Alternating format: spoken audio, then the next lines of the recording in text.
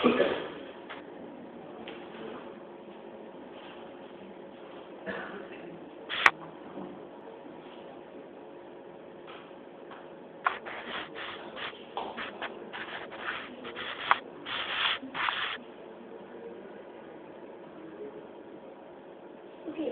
so look at this example here. You have the interest on American, sorry, that came on, sorry. Just a second. We have,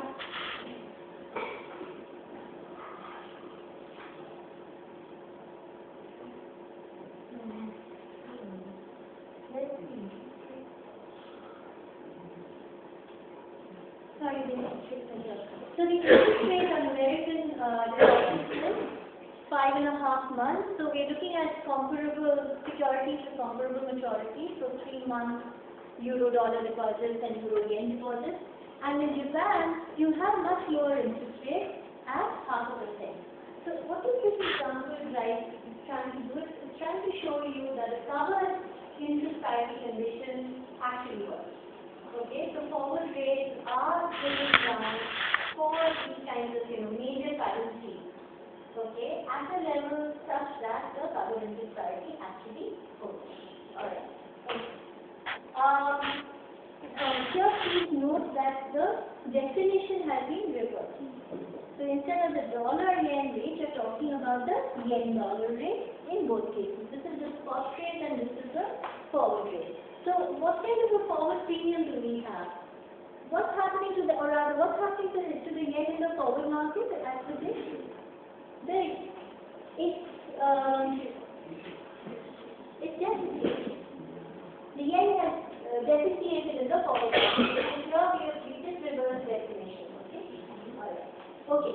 Now you could actually check these numbers. Is it depreciation? 124 to 1. He's reversed the definition. Now it's a regular rate. It's yen per dollar. So 124, you need 124 yens to buy a dollar. Now you need in the forward market only 122 yens to buy a dollar. Okay, so the yen has appreciated. Okay. Dollar is depreciated. The dollar is depreciated. Now I just think that yen per dollar exchange rate, 3 months exchange rate. Yeah.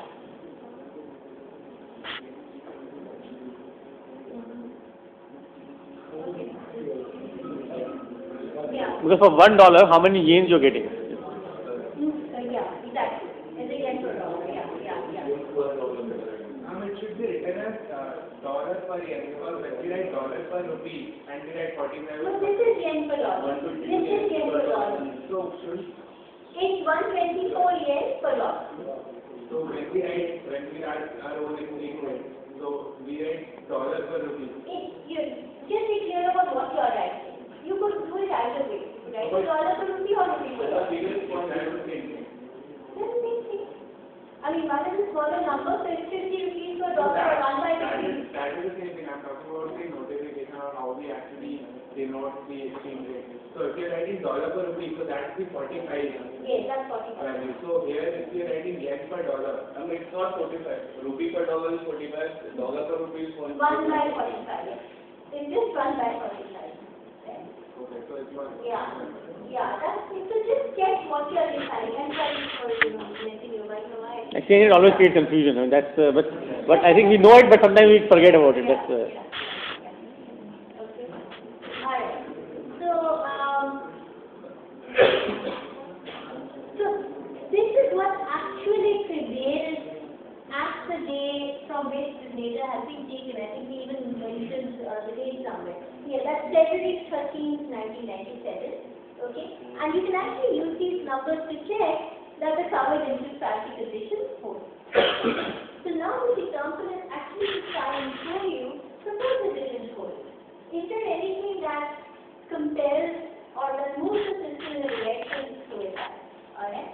So that's exactly what you begin by doing. That suppose for some reason you had the forward rate at the same level as the spot, okay, 124. Now this is exactly like having a fixed exchange rate, the case that you were mentioning, okay. Now here I'm afraid this is a mistake in the sign. So just look at this. If it is the case that the forward spot yen rates are the same, or so just like having a fixed rate, okay, what would happen given the interest differential to the returns you would earn in yen and to the returns you would earn in dollars? So this is exactly what that is. Return in dollars and return in yen. Or convert to a single currency. Obviously, it makes sense to have, it makes sense to hold dollar deposits because the interest rate is far higher. So this is a mistake, okay? So this is going to actually be the reverse. Because it's 5.5 there and it's just a 0.5% here. Okay. Now just look what that would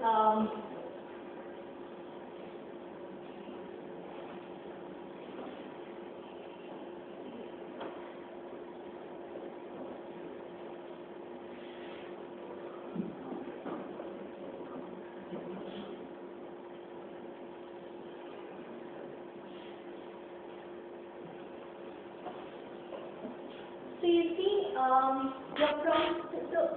if the counterfactual here, we first look at the actual numbers. We see that the government is calculating, and now we're trying to say suppose it is. Okay? In that case, if you had something like a fixed exchange rate in place, clearly there are just absolutely risk-free returns to be made by holding dollars. Okay? So this kind of a strategy, borrow in Japan because you're borrowing at 0.5%. Okay? So you're buying US spot at this rate, okay, which is the spot rate. You're putting that money in US T-bills because the US rate is much higher. And what are you doing in the forward market? You're simply coming back to the yen because you borrowed in yen, so you need to convert the dollars back into yen, repay your yen debt, and you're actually left with a neat profit. Okay, so this takes you to that. So basically, if these neat profits are to be made through this kind of a strategy, borrowing low and holding your currency, holding your assets in a higher yielding currency, what is everybody going to do? Precisely that. So what's going to happen to the forward rate? So look at our assumption. Our assumption is that the forward rate is unchanged. Right? We began by saying, suppose the forward rate was exactly the same as the spot rate. This has given rise to the risk-free arbitrage opportunities which would be taken. And what's going to happen in the forward markets as a result? What will people be doing 3 months from now? Yen versus dollar, what will they be doing with their dollars? So they'll be selling dollars. So they'll be selling dollars and buying yen. What would that induce? What would that do to the yen dollar rate? That would actually lead to an appreciation of the yen. Okay. So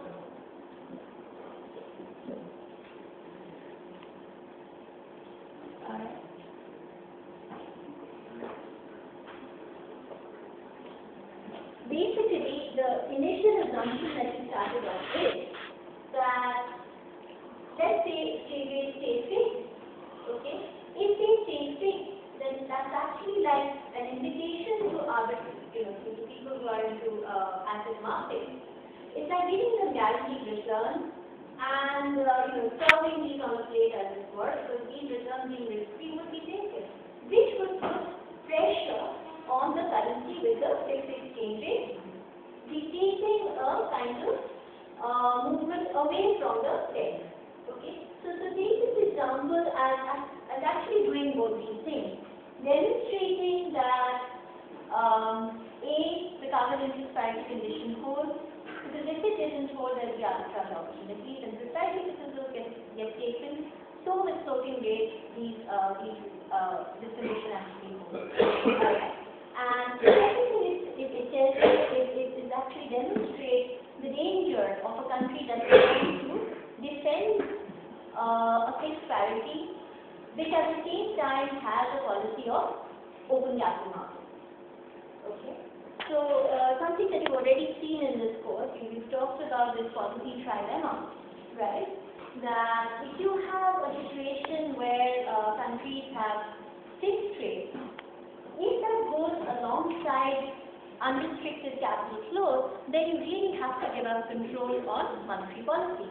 This wouldn't work. You can't have an interest rate that's so out of line with the world interest rate.